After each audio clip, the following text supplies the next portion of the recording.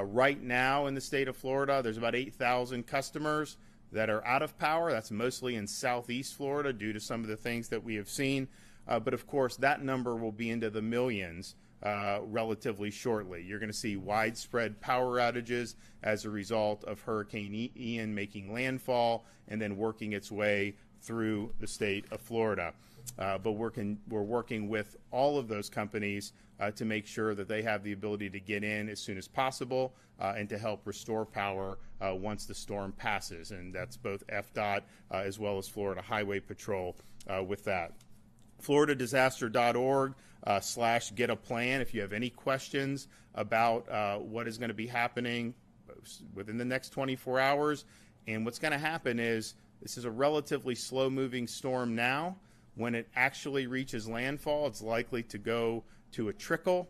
That's going to dump an enormous amount of rain on the state of Florida. It is going to work its way from southwest Florida up to the central part of our state. It's going to have major impacts in places like Osceola County, Orange County, and it's now projected to exit the state of Florida after passing through Volusia County, and it will go into the Atlantic Ocean and likely probably gain strength and run into some other state. But once it gets out of Florida, it's going to be kicking up a lot of water, and that's going to impact northeast Florida. It's going to impact the St. Johns River. It's going to impact Duval County.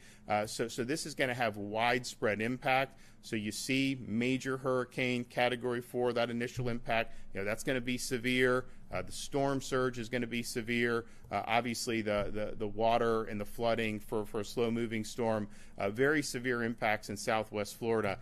But those impacts are going to continue going out all through the state. So this is not going to end up leaving the state of Florida until sometime on Friday morning.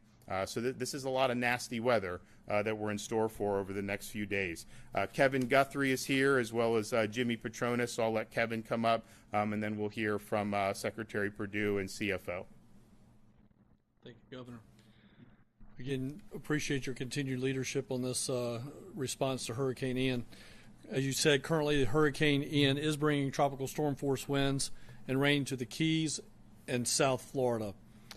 Our meteorologist just mentioned to us that before coming in here that our tropical storm force winds may extend out at landfall 300 plus miles to the northeast. So again, as the governor's already mentioned, this will be a statewide event. This is going to cause conditions for flooding. We've already, as the governor has mentioned, already started seeing tornadoes begin to form. I urge Floridians to monitor weather alerts and seek immediate shelter if tornado warnings are issued. Tropical tornadoes will occur very quickly. They will happen overnight tonight and will occur during heavy rain. You will not be able to see them coming. If you get a weather alert, stay in an interior room of a secure structure away from windows and doors and protect your head and body from any debris. If there is a flash flood warning in your area, remember it is never safe to walk or drive through flooded areas. If there is a flooded roadway, do not drive through the flooded roadway. You do not know what is going on with the roadway underneath. Please turn around and do not drown in that situation. Areas in the South Florida and the Keys began to experience outages, as the governor has already mentioned. We highly encourage you, as such, if you have not lost power, please go by an ATM and have some cash on hand before power is lost in your area. If you happen to have food in your refrigerators, you should limit the amount of times that you open that door. This will help keep your food and perishables intact for a longer period of time. If you are using a generator, remember to keep it elevated on a hard surface to prevent it from getting wet and increasing your chances of electrocution. Again, as we've always said, do not operate your generator indoors. Make sure you keep it outdoors and far away from windows and doors so that no exhaust can enter the home. Generator exhaust contains carbon monoxide, which will be fatal. If residents have questions about resources for Hurricane Ian, I urge them to reach out to their local emergency management or Public Safety Office. This storm will only continue to intensify. If you want to leave, as the governor has said, now is your last chance. We cannot send first responders into harm's way because you decided not to leave. You must leave now. If you have any questions about the status of the storm and you don't have access to a computer, please continue to call our State Assistance Information Line toll free at 1-800-342-3557. The number is 1-800-342-3557. As always, you can follow us on our social media on Facebook and our Twitter page at FLCERT. Again, Governor, thank you very much. Okay, Jared. Yes, thank you, Governor. Earlier today, efforts were taken to enhance the ease of evacuations for Floridians by suspending tolls in Central Florida and activating what we call emergency shoulder use along the I-4 corridor from Tampa to Orlando. Allowing motorists the ability to use the shoulder as an extra lane of travel helped more vehicles to evacuate safely and quickly out of the Tampa area. We are seeing I-4 traffic volumes return to routine travel conditions, allowing us to pick up the emergency shoulder use and prepare for the storm's landfall. Toll suspension will remain in place to aid motorists still looking to evacuate and also those that have evacuated to certain areas. The full list of toll facilities that are suspended can be found at fdot.gov/EN toll suspension.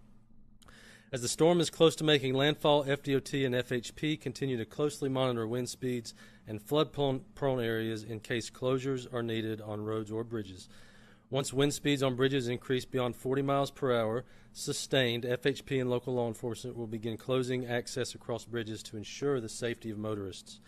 The department has worked tirelessly with partners to strategically stage resources in order to immediately begin storm recovery efforts once the storm has passed through. We are staged and ready to perform road and bridge inspections as soon as it is safe to do so. Coastal bridges are absolutely one of our top priorities as we support the life safety mission following the impact of the storm. Additionally, emergency and pre-event contracts have been activated for post-storm operations, including roadway clearance operations, debris removal, traffic signal and lighting repairs, and generators. Having these ready ensure FDOT staff, our contractors, and our partners are ready to spring into action and immediately begin post-storm recovery efforts, including clearing roadways for emergency responders, utility workers, and other agencies to begin their efforts. Transportation partner agencies have made storm preparations and are anticipating efforts to reopen as quickly as possible. Seaports, airports, rail, and transit agencies in the path of the storm have closed in anticipation of the storm making landfall and stand ready to open as soon as it is safe. As families continue preparations and make post-storm plans over the next few days, stay informed of traffic conditions by visiting Florida 511 at fl511.com or downloading the app on both Apple and Android devices. Thank you, Governor. Okay, Jimmy Petronas. Thank you, gentlemen. Your leadership is going to save lives. Our urban search and rescue teams stand ready to activate. We have 5 state teams that are activated with additional 5 FEMA teams that are in play. We have over 600 resources to bear in addition to these out-of-town teams. Virginia 1 and 2 just came back from Puerto Rico. They're in Miami, so as this is a full court press on behalf of the state's resources to make sure that our folks have the peace of mind that they know that our state is there to save them at their most critical time. Florida's teams are second to none. I'm incredibly proud of how hard and well they work together, whether it be Hurricane Michael, Irma, or Surfside Building. Florida truly has the best urban search and rescue teams in the nation. They stand ready. And Governor, thank you for your leadership. Okay, all right. Well, we'll be back very early tomorrow morning, so we'll see you guys. A couple questions, Governor. I'll see you guys.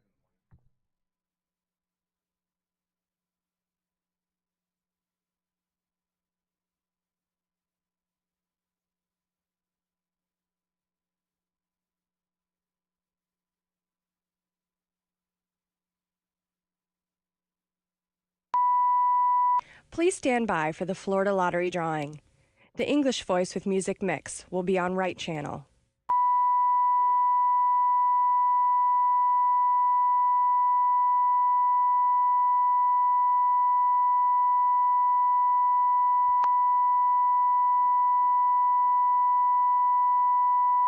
Please stand by for the Florida Lottery drawing.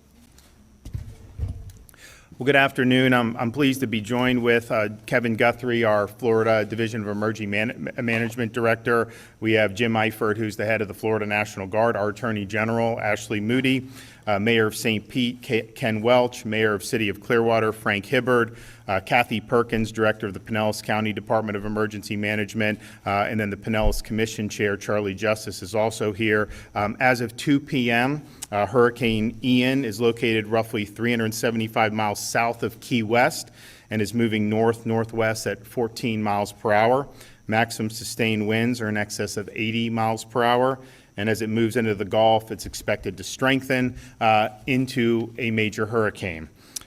We will see on the Gulf Coast of Florida heavy rain, strong winds, flash flooding, storm surge, and perhaps isolated tornado activity, and that is true regardless of the precise track that this takes. There will be a 5 p.m. update by the National Hurricane Center, and they could potentially adjust the track one way or another. Even if the track is off the coast of Tampa, St. Pete, you're still looking at really significant amount of rain. You're looking at a lot of wind. You're looking at a lot of storm surge. And so, yes, follow that track, but don't think because that eye may or may not be in your area that you're not going to see impacts. You're going to see significant impacts. This area here, Pinellas County and Hillsborough County, expected to see a lot of water and a lot of flooding. When you have these storms coming in, a lot of times it's that northeast part of the storm. And so if it's tracking parallel to the west coast of Florida, that northeast part is likely to chew up a lot of water, do a lot of storm surge, and cause a lot of damage. And so people should be prepared for that. The track may change a little bit over the next 24, 48 hours. That typically is what happens. But nevertheless, please be prepared because this is a very big storm. It's about 500 miles wide, which is certainly on the bigger side as hurricanes go.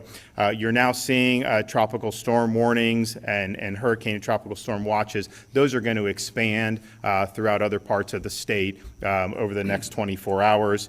You are now seeing local county governments issuing evacuation orders, and what we're telling people is please be listening to what your local officials on the emergency management side are directing. There's going to be a lot of places on this west coast that's going to be very vulnerable to the effects of this storm, and that's going to be in your best interest to heed those warnings. So for Zone A and all manufactured housing in Hillsborough County, they've issued mandatory evacuation, voluntary evacuation for Zone B residents. Special needs shelters have been opened in Hillsborough, and to find those shelters and others, you can go to floridadisaster.org/shelters. floridadisaster.org/shelters. The Pinellas officials will come up and will brief you on what they're doing in a minute. There's other local authorities that have issued or will be issuing other types of evacuation notices and orders today and into tomorrow morning. And so if you're in some of those surrounding counties, listen to what they have put out. And if they haven't put anything out yet, they will likely do so later today. As you go further north up the Gulf Coast, they may do some tomorrow morning. But this is within the next 12 to 24 hours, you're going to see those notices issued at the local level. And again, as these evacuations are issued, know your zone. Know where you at, because they're not going to say the entire county goes. They're going to say certain zones or areas that are likely more vulnerable to the effects of the storm. So you can find the zone you're in by going to floridadisaster.org/plan-prepare, floridadisaster.org/plan-prepare. So there's no need to panic. I know we have a lot of residents who are new to the state of Florida and then maybe not experienced a hurricane before. I can tell you there's been a very impressive mobilization statewide starting last week. Of course, we declared a state of emergency. We have the National Guard, but on the local level, these are scenarios that they plan for, and they're executing their plans. So just take the proper precautions. Make sure you're executing your plan on an individual basis, but don't panic and don't do anything rash. The Florida Department of Transportation, starting at 12 o'clock today, has suspended